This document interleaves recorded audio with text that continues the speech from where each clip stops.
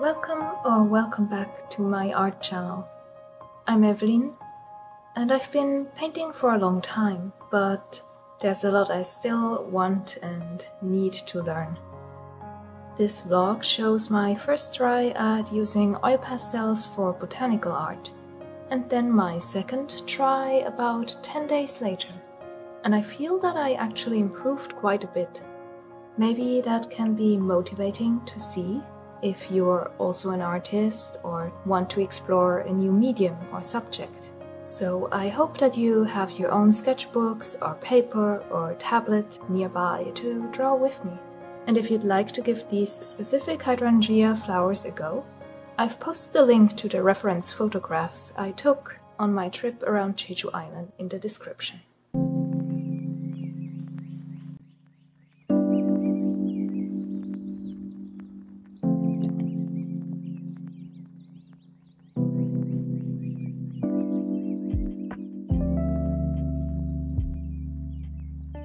Good morning. It is just after 9 and I actually got up at 5 because I had a meeting out of the Korean time zone. We went to the prime spot for Hydrangea watching. They are in full bloom now, but I won't have time to go again and didn't have my Mungyo oil pastels yet last time we went. And I do some botanical sketching just to get a grasp of what I'm going to draw later, and then I'll do some oil pastel interpretations of that because I'm still learning and I actually really enjoy the oil pastels that I got. I've been kind of obsessed for the last 2 weeks. I'll be using this old moleskin sketchbook that I have from literally 10 years ago and that isn't yet finished. I kind of forgot about it. Some of the very first pages in here are plant studies. I thought it would be fitting to continue on with that theme. So many more pages. 8, 9, 10. Oh, this is like a year's worth of sketchbook material right here. 10 pages, huh?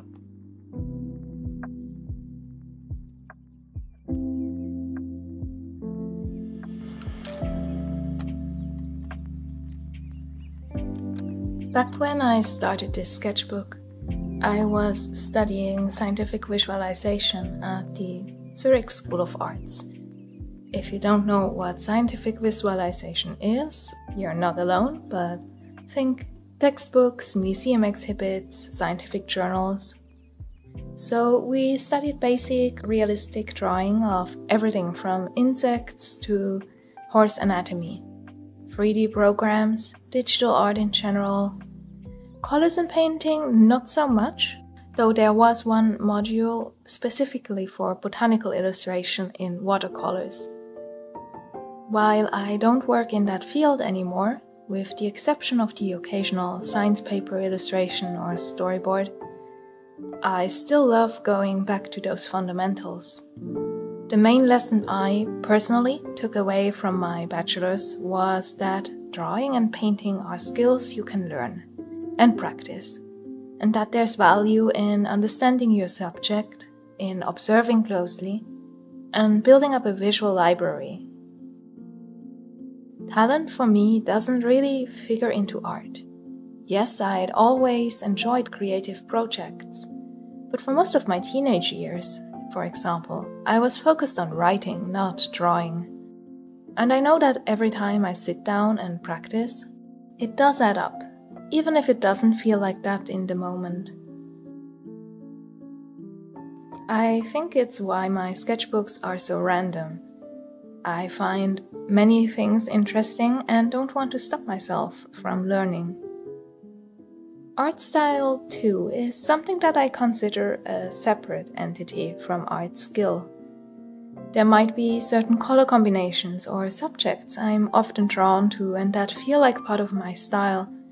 But art style isn't an end goal for me, but a journey. It can change and evolve along with what I'm working on. So even if my client work or personal paintings nowadays don't show botanicals, they are still interesting, they are worth exploring and examining. And their colors and shapes will add to that collection of art memories I have, and that helps me when painting in general.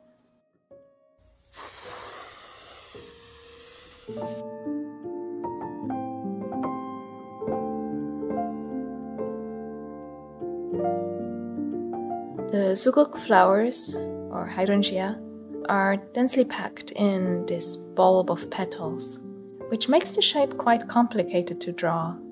And with all these translucent petals close together, the light bounces around, reflecting, so even the darkest areas inside the bulb are an intense, saturated color. From far away, this can make them look like they are glowing. That glow I noticed during this close-up study, and I wanted to explore it more with some more distant views. The second sketch I painted indoors, as it got too hot and humid. Honestly, that's one factor I hadn't properly thought about when thinking about outdoor sketching with oil pastels. I always forget just how oppressive the humidity feels here in summer. Every year in June I'm excited for summer and sunshine, and then by mid-June I just want to stay indoors. Also, the oil pastels felt like they were melting once the temperatures rose to over 30 degrees, so there's that. Maybe keep these out of the sun.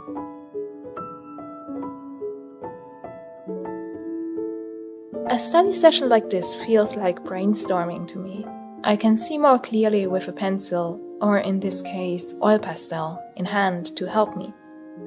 And as I observe, things I hadn't noticed at first become fascinating.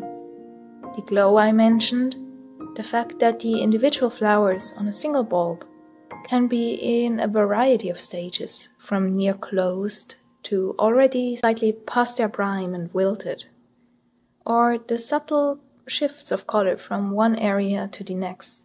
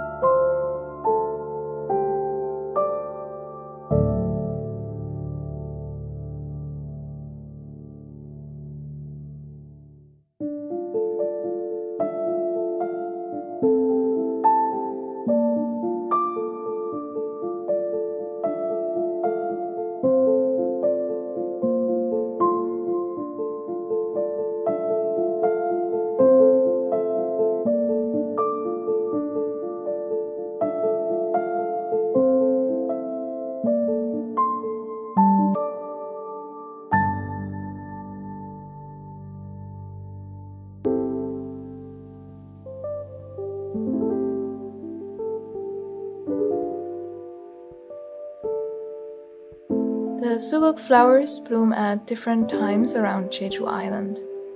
A couple weeks after my first Hydrangea excursion, I went on a little road trip with a friend at the end of June to a temple above Jeju City, and the higher altitude and more shaded location meant the flowers here had just bloomed.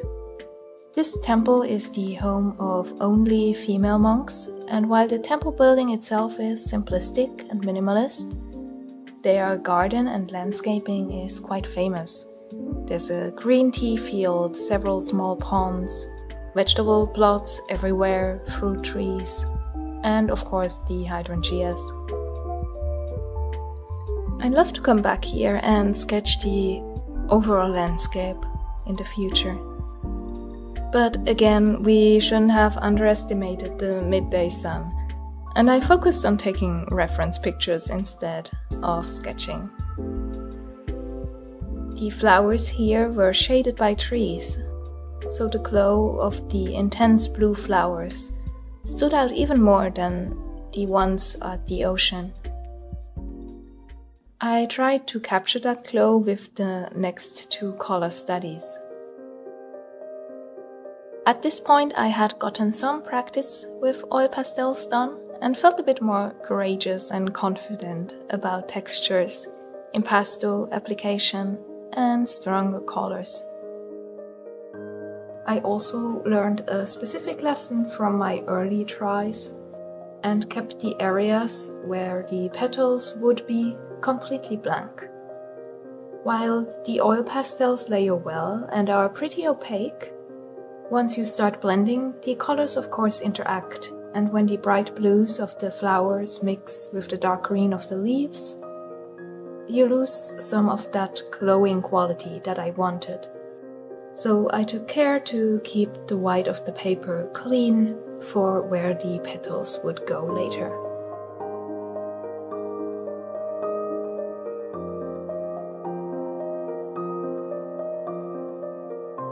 It was also my first time using proper oil pastel paper instead of my rougher watercolor sketchbooks, and I feel the blending turned out much smoother while the grain of the paper made sure the oil pastels applied well.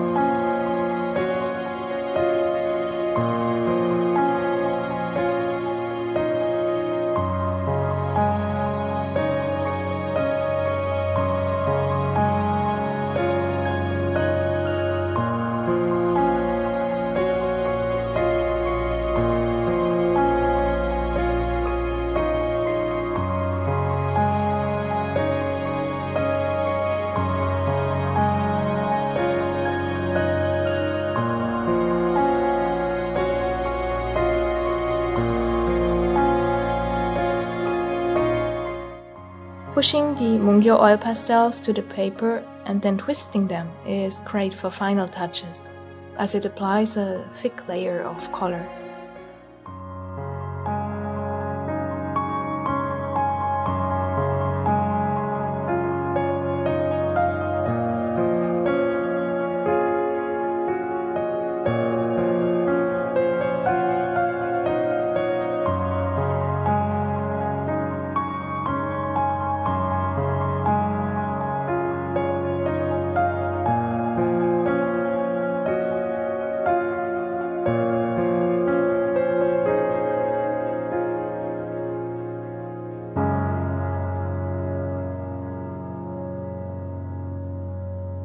For the close-up, I also combined the Mungyo oil pastels with my newly arrived Paul Rubens pastel set for an even more impressionist or textured feel.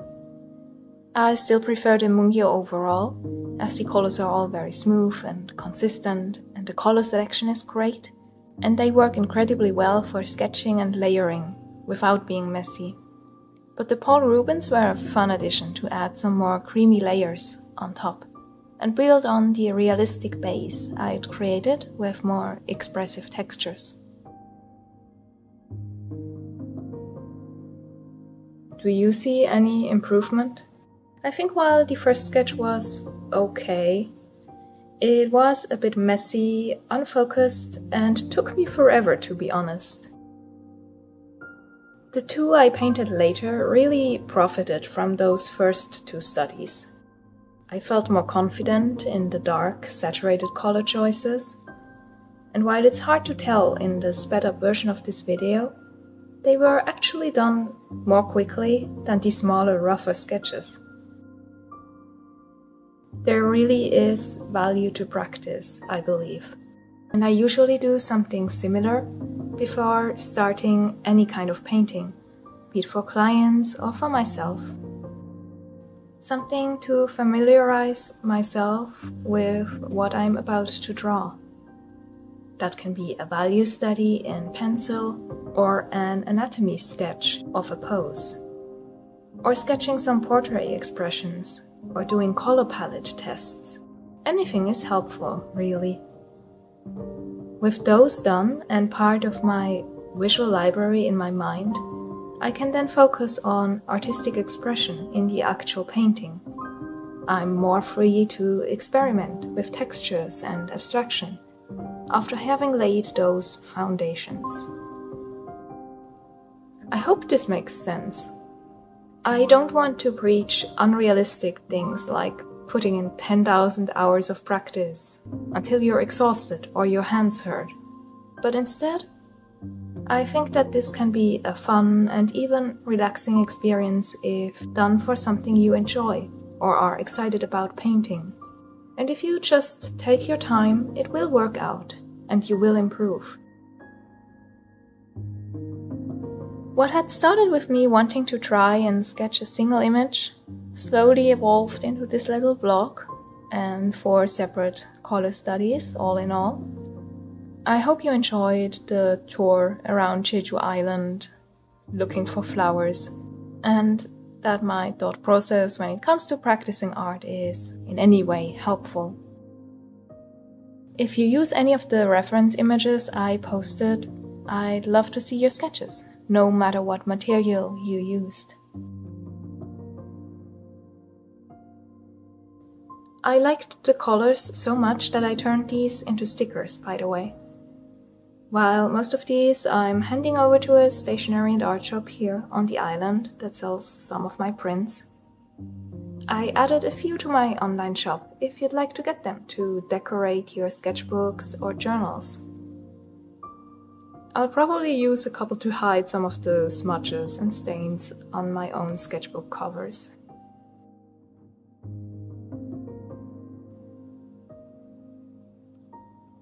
Are you practicing something new lately?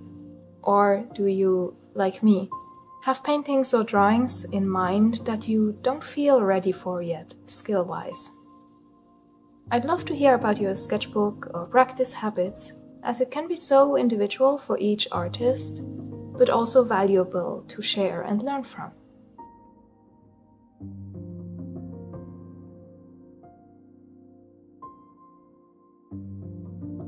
Thank you so much for watching, and happy sketching!